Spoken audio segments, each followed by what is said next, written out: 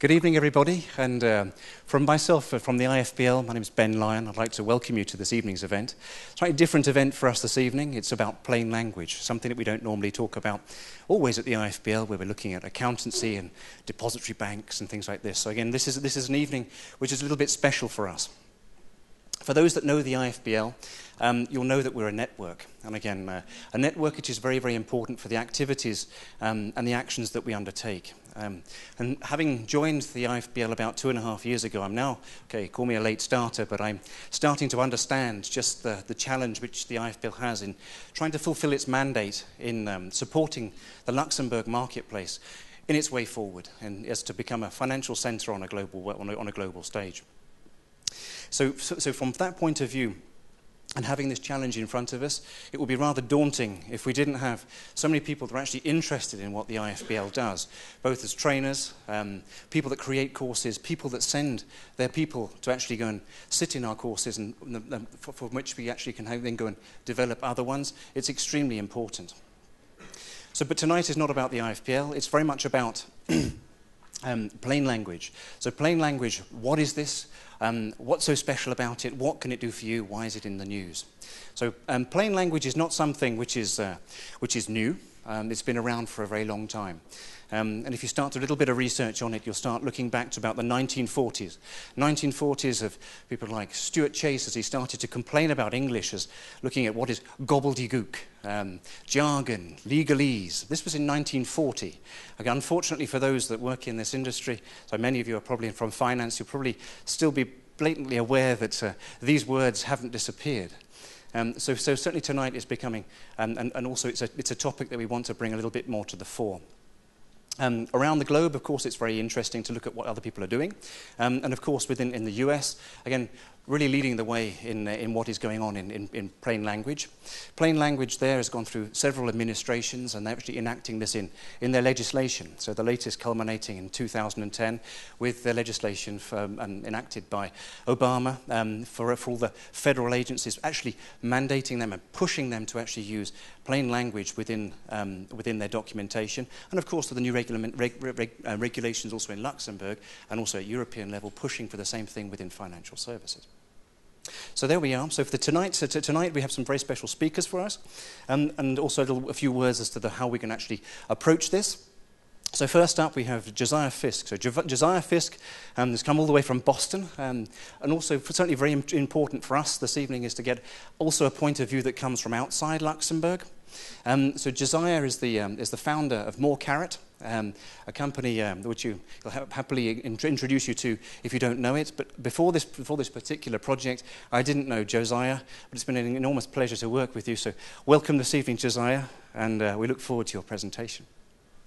The second part of the presentation, so the first part will be more generics, easing you into the topic, looking at the way that people are starting to think about plain language. How does that fit into today's world?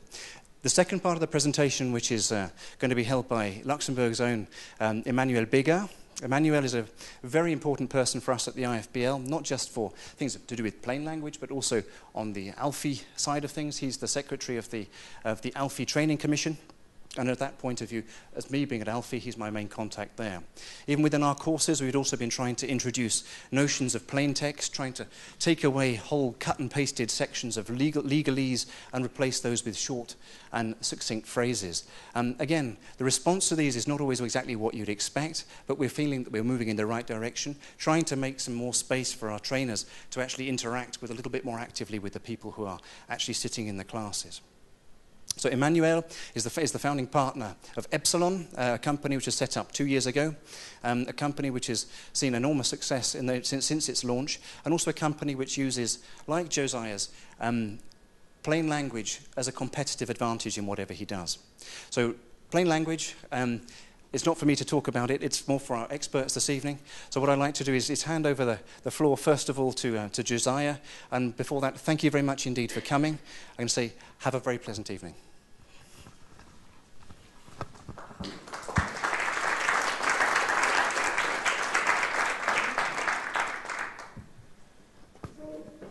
Thank you.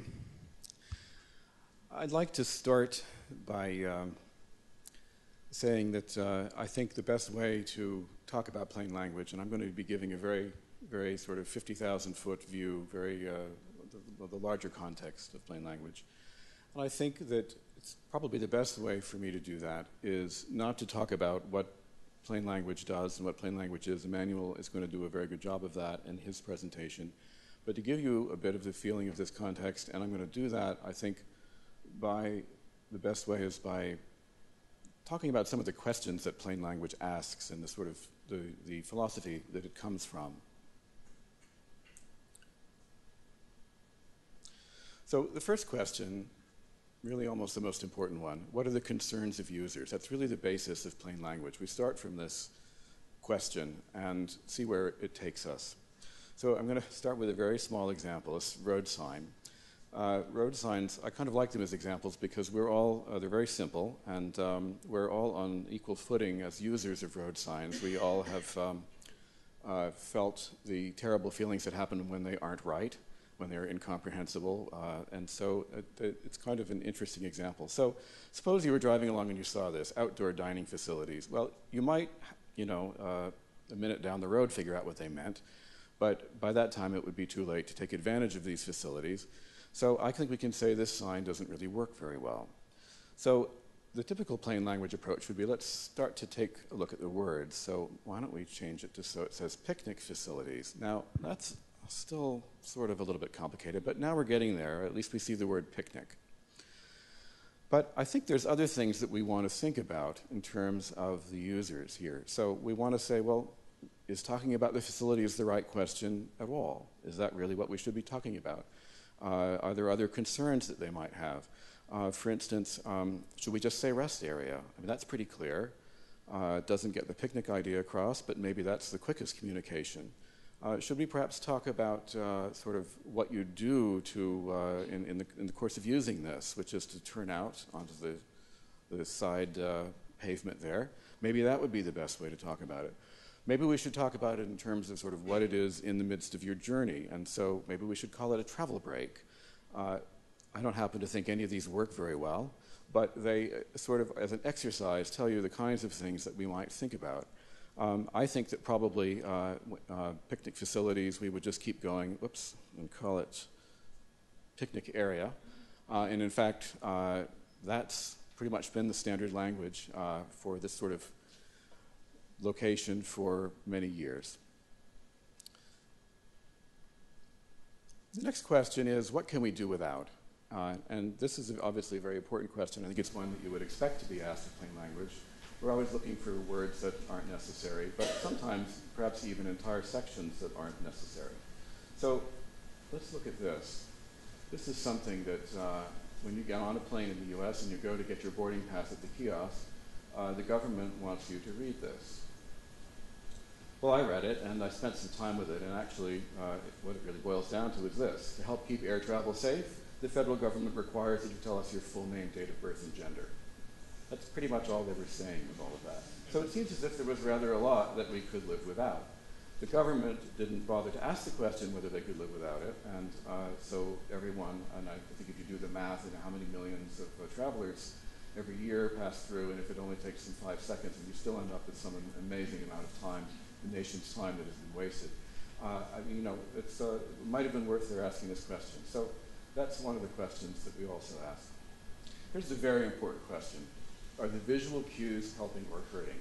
And I'll show you just how powerful the visual cues can be with some examples here. This is an actual menu from Microsoft Excel. And they want you to choose the orientation of the printout that you're going to ask for. The visual cues suggest that obviously these two things go together because they're close. Well, in fact, these two things on the left and those two things on the right go together. The visual cueing is off. So what could we do about that?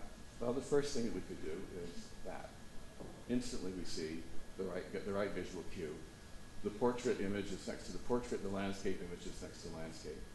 And I think we could keep going with this a little bit.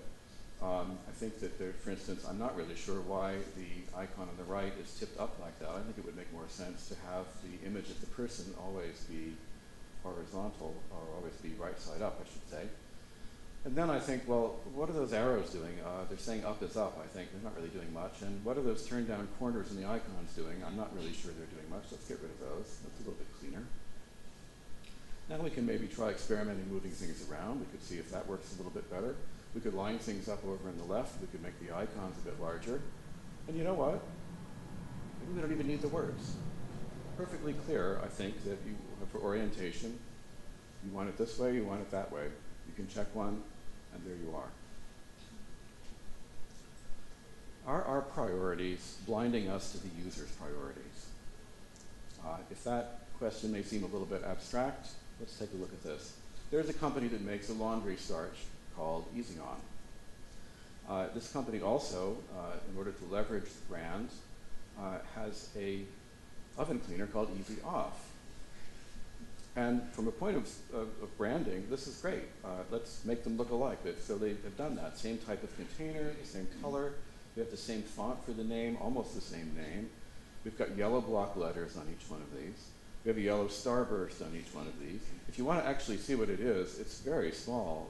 That on the type on the left says oven cleaner, but you really have to look hard. It's not the first or second thing you'd see, not even the third or fourth thing. So this is great from a branding standpoint. We can see these brands go together very well. But when you reach into your cabinet to clean your oven, are you going to end up spraying it with starch? Well, that's a good question. And I think that's what I mean when I say the priorities of the person who's doing the communicating or the entity, are they not perhaps looking at some of the needs of the customer? What is the cost of not fixing it? This woman here can tell you this cost very well. She has this expression on her face because she has just more or less single-handedly elected this man president of the United States. Now, you might ask how this is possible in a country of 300 plus million people. Well, I'll show you. This was the ballot in Palm Beach County, Florida, November 7th, 2000, as some of you may remember. We'll take a closer look at this. You can see there's candidates on both sides. There are punch holes down the middle. They didn't have enough room on one side, so they had to put the candidates on both sides. It's called the butterfly ballot. Let's take a look here. Republican, Democrat, the two main parties. Let's just take a look at the visual cues that you would get. Let's just say you're going to vote Republican. Well, you read that, and your eye, as it sweeps across the word Republican, sees this nice guideline that guides you over to the center here. Well, there's no punch hole here, but there's one down there, so okay, that must be it. So you punch that hole. You have, in fact, voted correctly if you wanted to vote Republican. Let's try the same exercise with Democratic. Your eye sweeps across. There's this nice guideline. You don't see it as a dividing line because your eye just follows it. Oh, and there's a punch hole. It turns out, of course, it's the one for the Reform Party, but you don't look at that because you've found a punch hole that you think is right. So, and here's another thing that's going on. Look at the distance between the name of the main candidate and the punch hole. It's pretty far away. Even worse for the Democrat. And this, let me tell you, in terms of communications and what white space means, that is the Sahara Desert. And trying to make it across that is just very hard. Anything could happen. Your eye can go anywhere. It's very confusing. So then there's this other thing that's going on. There are these little numbers. These numbers have nothing to do with anything. We're not voting for number 3. Why is number 3 the first one anyway? They're obviously something that is sort of to do with the voting hardware. But they've been put in there. And look what happens when you get rid of them. You actually see the arrow. You might have had half a chance of seeing that, but because the number was there, it was confusing, and you didn't really see it. We could continue until we maybe had a design that made it almost impossible to punch the wrong hole. It's not that hard. It's very simple. It's got one color, pretty ugly type. Nothing much going on there. But as you see, these lead you right to the correct punch hole. But that didn't happen. Instead, what happened was that the Reform Party in this one county got more than 3 times the votes that they got anywhere else because of this visual cue. 19,000 ballots were disqualified because people voted twice. These are the people that said, oops, wait a minute, I didn't mean that hole, I meant this other hole. But when they count them, the person isn't around to ask them which one they mean, so they have to discard the ballot. 537 votes determined the entire election, and that determined the entire presidency. Or we could say that it was really just one person who determined this election, one person who didn't understand the principles of good communication. But smart, highly trained people are different, right? They don't make these sorts of mistakes. Well, let's take a look. Here is a paralyzing drug that is used in surgery. And here is the drug that reverses the paralyzing drug. And in this particular, yes, exactly. In this particular hospital, they were in the same container type, the same cap and label color, and the same drawer. And guess what? 5 out of 6 surgeons at this hospital actually gave the wrong drug at least once. Now, nobody died, and that's actually the only reason we know about this, because if they had, it would have been really impossible for anyone to admit that this had happened. So what did they do? They switched to color-coded containers. They put each drug in a different drawer, and that was the end of the problem. Something similar is documented by Atul Gawande in his 2009 bestseller, The Checklist Manifesto. And what he did was he went around and he said, let's use a 5-step checklist, very simple checklist in intensive care units to see if we can bring down infection. 1 year later, it was brought down by 2/3. 1,500 lives were saved, $200 million were saved. And that was just in one state in the United States. Okay, that's enough for brain surgeons. Let's go on to rocket scientists. Would you launch the Challenger? Well, this is the data that you would need to know about answering that question, and this is in fact the data that the people at NASA looked at in deciding whether or not to launch the Challenger in that very cold morning. Here are the areas where there were failures in O-rings of previous firings of the same type of rocket that was used. If you can't see a pattern, I don't blame you, there really isn't one. However, if we take this exact same data and we graph it this way, where the failure, the seriousness of the failure is the vertical axis, the temperature is the horizontal axis, we see a very clear pattern. If we extrapolate this pattern, which is a reasonable thing to do, we see that when you get down to very low temperatures, there is potentially an extremely high risk that the O-ring will fail. The one piece of information that you don't have on here, but which NASA did have on the day of the launch, is the predicted temperatures for that day, and they are there. No person who had seen this graph could possibly have decided to go ahead with this launch. And if they had, they would have been unable to justify that decision because it's perfectly obvious that that is not a reasonable risk to have taken. They had all of the data, the people who made the decision to launch the Challenger, but they didn't have it in this form, and they didn't see the pattern, and the launch went ahead with tragic results, as we all recall. So what can we learn from this? The first thing I think is accuracy is not the same thing as communication. Suppose we had a sign that said rustic meal supporting structures. Entirely accurate description of a picnic table. I don't really think it's very helpful, though. I think you'd be really, quite a ways down the road before you figured that one out. Perfectly accurate, specific, precise text from the United States government, full of things with privacy impact assessment, which is undoubtedly a defined term someplace, published system of records notice, under the authority of a citation statute. This is all very precise, but it doesn't really help anybody understand anything. Another insight, words alone are rarely sufficient for good communication, and sometimes, as we've seen, they're not needed at all. So here's one of my favorite cartoons. You go onto someone's property, and there's a dog that comes up and it barks at you, except this dog doesn't bark. This happens to be a very unusual dog. It possesses the gift of human speech. And so instead of barking, the dog says, "You are trespassing on private property, and I'd like you to leave. I don't know how I can make it any clearer than that." Well, every dog in the world can make it clearer than that, except this one. I mean, the gift of words is, in fact, doing this dog no good whatsoever. We could do a whole lot better without any words. And I think that's always a good lesson to keep in mind is, do we need words at all? So here we saw that we didn't need any. Here we saw that the words, although they were accurate on these medical vials, were completely overruled in some cases by the visual cues. Here we see words, picnic area, not bad, but let's put this to the test. Perhaps we could just have an icon. Perhaps we don't need those words. Perhaps we could even make it look sort of nice with this tree. And the entire message is communicated. The interesting thing about this sign is it works better for every audience. It's certainly better for low literacy or non-native speakers, but it's also really good for people of any literacy level. They will read it. It will be a quick read. Everyone will understand what's going on. The sign that says picnic area has no advantage for any user population over this one. Here, remember, the great exercise in branding that confuses people. In fact, the company did figure it out. They changed the relative size or proportion of the containers. They changed the type for easy on. And most importantly, you'll see there's a little picture of an oven on the oven cleaner and a picture of a shirt. But what about things that mostly require words? So here's an example of some words. I'll let you look at it for a minute.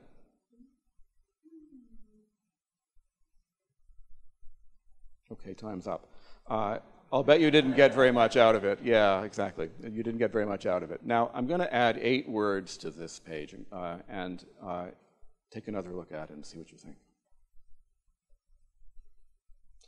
You have some idea here what you're looking at. You have some idea, you have visual cues. You can see that there's headings. You can read them. They're nice, descriptive, short things that tell you what to expect.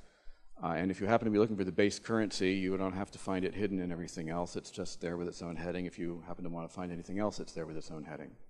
Now, I could have added these not in bold, and just to prove that that would be absolutely useless, there you have it. It is the visual cueing with these words, not just the words, that makes the difference. Suppose then, instead of these nice, helpful short words, we had really kind of long things like securities selection, methodology, and criteria, which is kind of turgid, not very helpful. You know what? It's still better than that, isn't it? You can still find your way around a bit better. Now suppose that we look at the order of things. Now the order that these are in happens to be a very logical order. We're basically saying, here's what we're trying to do, here's what we're going to be looking at for possibilities, here's how we're going to decide about the possibilities that we find, and here's the units that we're going to use to measure our success. That seems pretty logical to me. Now, suppose we did this. We're going to talk about the management process a bit, then we're going to go on to base currency, then we're going to talk about the portfolio of securities, now we're going to come back and finish the management process, and finally we're going to end with the goal of the entire thing. You would say that's probably not the best order, and all the same information is there. It's still labeled, and very clearly, I think, but you're not really going to have a very good time with this. So let's just say you think, well, that's fine, but does this sort of thing really happen? Doesn't that sort of, don't all these documents sort of come in logical order? I would say the answer is no, and here is, in fact, an example. So a table of contents for a Luxembourg fund full prospectus. By the way, the ones in the United States are just as bad, so not picking on Luxembourg. The first section is about the business structure of the fund. The second is about the investments that are allowed by regulation, not what they're going to invest in, but what they could invest in.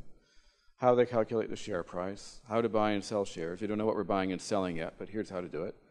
Business operations, what happens if the fund is dissolved, who does what, and dead last, main features of the product which you are investing. Now, there are reasons why this is done this way.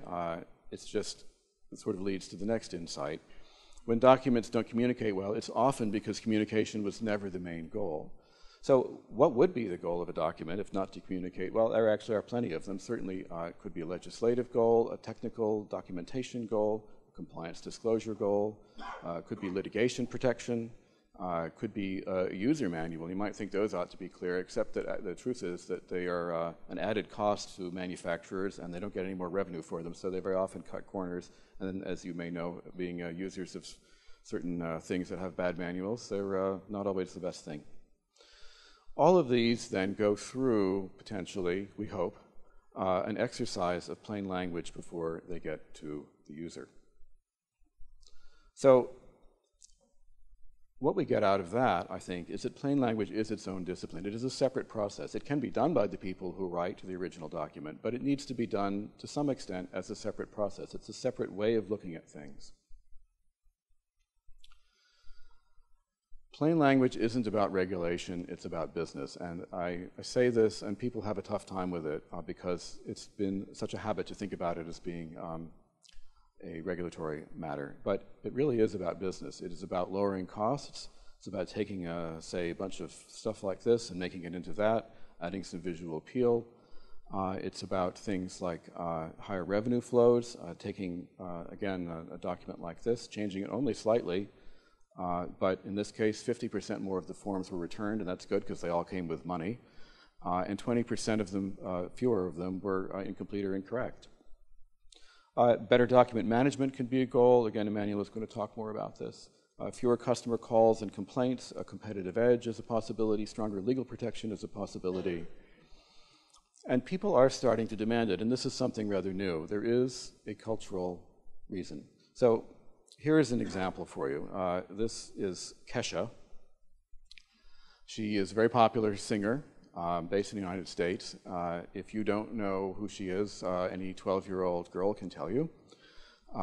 And she has a song called Blah, Blah, Blah, in which this chorus is, stop talking that blah, blah, blah. She's had over 20 million unique YouTube views for this. It's been very popular. And she's pretty clear about this. She really seems to mean business in the video. This is her answer for things. The meta message that I get out of this from the lyrics is, you're not sexy to me, guy, but you might be if you quit blabbing. I'm not going to rule it out. And that, I think, is a great metaphor for, I think, a consumer mentality that I certainly am seeing. As consumers, we're fine doing business with businesses, we're fine investing, we're fine with all of this stuff, but you really need to give us some straight talk and make the experience a bit better and pay a bit more attention to our concerns and needs. In other words, I would say plain language is part of a worldview that is on the rise. So looking at the old, oriented towards competition, there's now more of an orientation towards collaboration in this new view. The old, where it's a concern with limits, here it's really sort of looking at possibilities. The old with a concern on power, the new with a concern for more inclusiveness, pressure, giving way to motivation, insecurity, giving way to respect, commanding, the idea of giving orders, giving way to asking and to dialogue, and essentially, instead of saying why, to say why not. In terms of regulation, what's the least I can get away with versus where are the opportunities in this situation? And in communications, in transactions with customers, at customer touch points, that is to say where any business interacts with the customer, the old is the message, think advertising. The new is the meta message. And plain language is all about the meta message, what people take away from an interaction with you and a document that you put out. I want to end with these words. They are words for our time. They were spoken or written only last week. Make the client the focal point of your business again. Without clients, you will not make money. In fact, you will not exist. I don't know whether you like or don't like this fellow, but you probably recognize his name. This is the fellow from Goldman who called it quits in a very public way last week. And I think whatever you think of him, his words have a certain resonance. So, thank you.